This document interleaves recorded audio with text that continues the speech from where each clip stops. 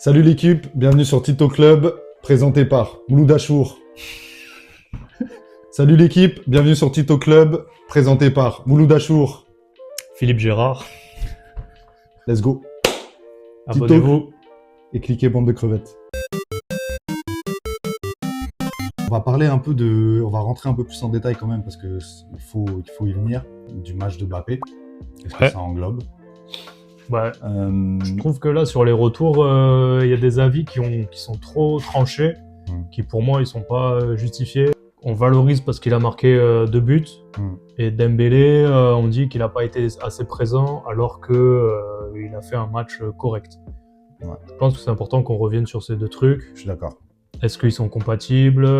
Parce qu'on dit pareil, Olysée en numéro 10, la passe incroyable. L'appel d'Mbappé est bon.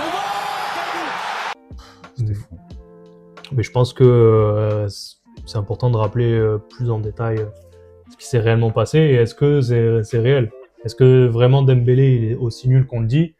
Est-ce que Mbappé est aussi fort qu'on le dit, quoi? Je suis d'accord. On vient rétablir la vérité.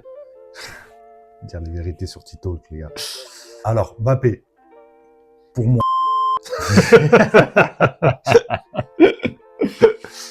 Vous avez le hater originel. Moi, franchement, son match, je trouve, il y a eu des déchets dans son match. Oui. Par contre, tu vois, on l'a critiqué sur le fait qu'il redescendait trop, qu'il voulait être le playmaker de cette équipe. Ouais. En première mi-temps, il y a eu 2-3 phases, mais en règle générale sur le match, je trouve pas qu'il l'ait fait. Je trouve que quand même, il est resté la preuve sur les 2 premières passes de Dembélé où il rate son contrôle malheureusement, où il rate ses contrôles. Il fait des appels tranchants, donc il sait se positionner, il sait ce qu'il a à faire dans cette équipe. Après, quand ça va un peu moins bien, il a envie de porter le ballon, mais bon, il s'est rendu compte que Olysée Prime, en fait, il va rien pouvoir faire. Laisse ça à Olysée. A contrario, tous ceux qui disent que Dembélé a fait un mauvais match, certes, c'est pas le meilleur match de Dembélé. En équipe de France, on sait que c'est compliqué. Malgré ça, les jugements que j'entends sur un match, mais Dembélé, mais le ballon d'or, mais vous les Parisiens, vous dites Dembélé, mais regardez. Joueur de système. Ouais, joueur de système, machin. Les gars, Dembélé, s'il veut, première mi-temps, il sort avec 2 passes D. D'accord? Donc Mbappé fait 2 mauvais contrôles, c'est 2 passes D. Dembélé, ce que j'entends, on a des joueurs qui portent beaucoup le ballon. Si Olysée est repositionné en 10, la question qui revient le plus, c'est mais Dembélé, du coup, où il se place sur ce terrain-là? Moi, je trouve que Dembélé, déjà, il a joué sur le côté toute sa carrière, tu vois ce que je veux dire? Côté droit toute sa carrière, donc c'est pas non plus... Ok, il a été repositionné à Paris, et voilà, il est plus dans le cœur du jeu, et c'est lui qui distribue un peu. S'il veut être devant les cages, c'est lui qui peut finir les actions. Il peut aussi redescendre un peu et pouvoir construire les actions, ou du moins être dans les premiers plans. Il peut largement être sur un côté droit, et en fait, ce que j'ai pas compris en première, c'est que ils n'ont pas beaucoup alterné. On a vraiment vu le changement à partir de la deuxième mi-temps où Olysée a été repositionné en 10, mais ça, ils auraient pu largement l'aborder en première mi-temps. Dembélé, on voit que ça marche pas dans le cœur du jeu, repositionne à droite et fais tes différences sur ton côté comme tu sais très bien le faire. Ok, il a plus trop la gouache pour faire des différences sur le côté, mais il peut encore les faire, c'est sûr et certain, les gars. Ça faut pas en douter, tu vois. Est-ce que tu penses que Mbappé, indirectement ou directement, met des bâtons dans les roues par rapport à Dembélé? Moi, personnellement, j'ai mon avis là-dessus, mais sur le fait que Dembélé, déjà, réussisse à Paris, et son ballon d'or, et tout lui sourit à l'heure actuelle, est-ce que tu penses que Mbappé, indirectement ou directement, ne veut pas faire briller, ou du moins pas comme les autres, Ousmane Dembélé? Tu vas dire oui, en fait. Ouais. Non, mais on va parler vrai. En fait, pour moi, quand c'est louche, c'est simple. Soit c'est un génie du crime. Quand il y a un doute, il n'y a plus de doute. Soit c'est un génie du crime. Ce qu'il est, je pense. Ce qu'il est. Et de ce coup-là, ça passe en glisse. Ou soit il est teubé. Et de ce coup-là, il mérite pas... Je pense que justement, il est très très intelligent. Donc, et qu'il sait ce qu'il fait. Ouais. Soit il fait pas exprès. Et bon, il fait pas exprès. Mais de ce coup-là, alors, s'il fait pas exprès, c'est pas le meilleur. Et de ce coup-là, alors, dites pas que c'est le capitaine qu'il est trop fort. Ouais, s'il ouvre des trucs bêtes. Même si on sort du cadre du foot, je pense que vous, si dans vos cadres à vous, au travail, tu vois, on a tous des collègues un peu comme ça, qui veulent attirer la lumière, qui devant les gens font semblant. Mais derrière, ils sont néfastes. Ils sont vicieux. En fait, c'est le Et- vice, hein, et ça ils s'appelle veulent- le vice. Hein. Voilà, c'est le vice, tout simplement. Pourquoi il est capable de faire les bons appels quand c'est Olysée qui a le ballon? Pourquoi il est capable de s'exporter sur le côté gauche quand Barcola il part en profondeur? Pourquoi quand c'est Dembélé, il le fait pas? Pourquoi quand c'est... Mais je vais aller plus loin. Quand c'est Vinicius, il le fait pas non plus. Moi, je suis désolé, à un moment donné, il y a un truc qui est pas bon. Il y a un truc là, c'est trop suspect pour que ce soit pas fait exprès. J'ai l'impression avant c'était plus le prota, dans le sens il s'exprime bien, c'est quelqu'un d'intelligent, il est fort au football, prota, tu vois. Et là il est plus dans la méta anta, donc ça veut dire, je pense qu'il a reçu des critiques et tout, et il s'est dit ah c'est comme ça, on va rentrer dans ce personnage-là. Et j'ai l'impression qu'il s'est un peu perdu dans ce personnage-là. Il faut bien comprendre les gars, Mbappé, en tout cas je parle en mon nom, Mbappé moi c'est un joueur que j'adore. Plus avant que maintenant, parce qu'avant, je trouve qu'il faisait vraiment des différences. C'était un football qui me parlait plus. Mais en tout cas, même à l'heure actuelle, je trouve que ça reste l'un des meilleurs joueurs du football mondial. Mais il faut pas enlever ce truc. Il y a toujours ce petit truc où on se dit mais pourquoi il dit ça? Mais pourquoi il fait ce move-là? Mais quel intérêt de faire ça maintenant? Et pourquoi ça? Et pourquoi ça? Comment ça s'est fini au Paris Saint-Germain? Des problèmes avec Vinicius. Il y a toujours des problèmes. En fait, quand tu es tout le temps sur la scène du crime, Certes. je suis premier à le défendre. J'ai pris ses patins plusieurs fois, même avec des amis à moi et tout.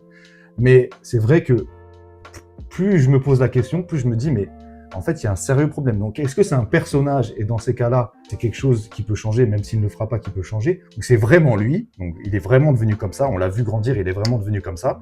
Et du coup, bah, c'est malheureux d'être comme ça parce que j'ai l'impression que déjà, ce qu'il fait, c'est très grand, mais qu'il aurait pu faire tellement mieux s'il avait été beaucoup plus, moins dans des calculs et plus dans un jeu de se dire, je me fais plaisir avec les joueurs que j'ai autour de moi, quitte à ne pas prendre la lumière sur certains matchs. Il le dit en interview, franchement, j'étais là, j'ai failli le cracher sur l'écran. What? Quand il dit oui, mais moi, je suis encore plus... Ma célébrité, elle dépasse la célébrité. On va te faire... Mondialement, hein. Mbappé, pour moi, il est privilégié en équipe de France. En équipe de France, c'est sûr déjà. Il a des qualités, il n'y a pas de souci. Madrid aussi. Mais derrière, il empêche les joueurs qui peuvent lui faire de l'ombre, C'est ça. comme Vini, C'est ça, le comme problème. Ousmane, C'est ça. comme Griezmann. Ceux qui portent le numéro 7 dans sa team, il les empêche. Tous les 7. C'est le syndrome un peu du personnage principal pour moi. Ouais, il veut vraiment être ce Et personnage. je pense que pourquoi il a pas de souci avec la jeune génération, parce qu'en fait, il a l'ascendant, il a la lumière. En fait, il a toujours su se placer. On l'a vu avec les Neymar au début. Ouais.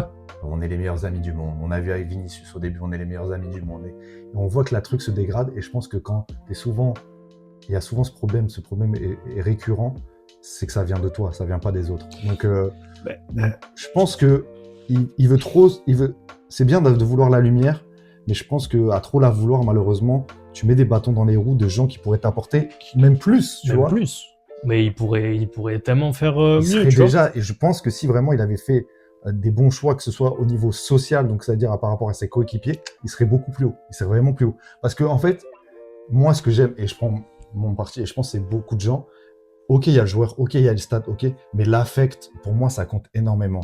Et en fait, pour Mbappé, on retiendra Mbappé comme c'était un très bon joueur, un joueur qui a fait des trucs de fou et tout dans sa carrière, mais niveau affect, on n'a rien. Non, mais le problème, c'est que oui, il rentrera dans l'histoire, mais moi, je pense que la différence, c'est que les deux que tu as cités et celui que j'ai cité, moi, Griezmann, il y a de l'affect. Ouais. Et Mbappé est totalement, je pense, dépendant de son rendement statistique. On n'a rien. On le du retiendra pas. On n'a rien en on verra un affect. blaze avec des numéros. Et Et puis, Mbappé, malheureusement, cet affect-là, même s'il travaille sur sa communication dans The Bridge, dans d'autres émissions et tout, je trouve que cet affect, il n'est pas présent. Il Non. n'est pas présent du tout.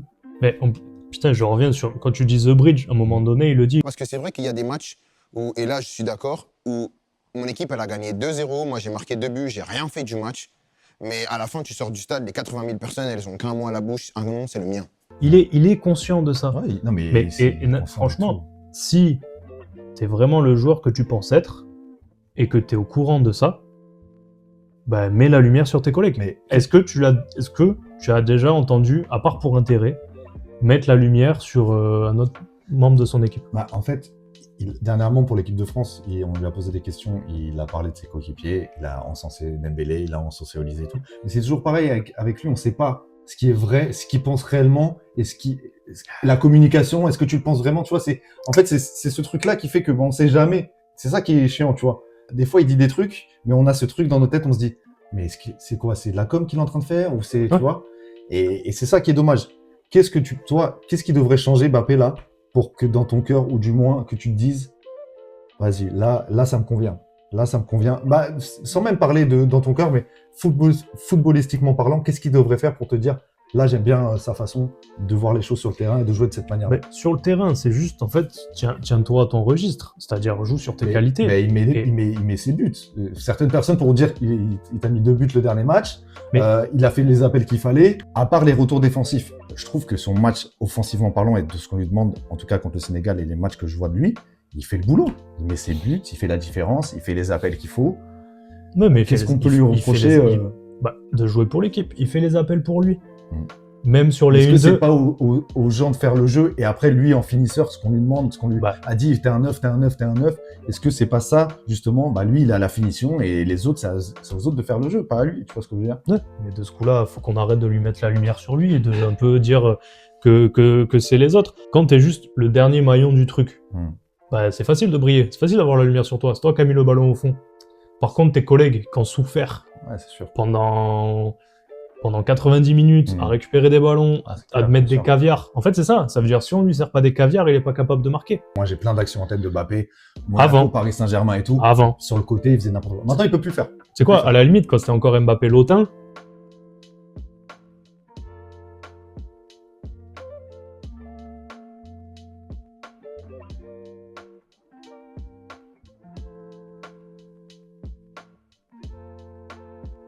de 2018 là, le 2018 là, jusqu'à, on va dire, et ça s'est un peu étiolé en 2022. Ouais. Mais voilà. C'était fou. Là, à trop vouloir être au-dessus de la mêlée, tu finis, je suis désolé, à devenir capricieux et à plus jouer au football. Imagine demain, tu retravailles en restauration. On te dit, ouais, il y a un nouveau serveur qui arrive. T'inquiète, il vient de Paris, il connaît le métier. C'est un bon. Il est très fort, même. C'est le meilleur serveur. On te dit, c'est le meilleur serveur. C'est gérer un carré. Alors, c'est un bon vendeur, mais il prend pas toutes ses tables. Genre, des fois, il y a des commandes, il voit pas. Faudra un peu l'aider sur son truc. Tu dis, ok. J'y mets quand c'est le rush, il sait runner et tout.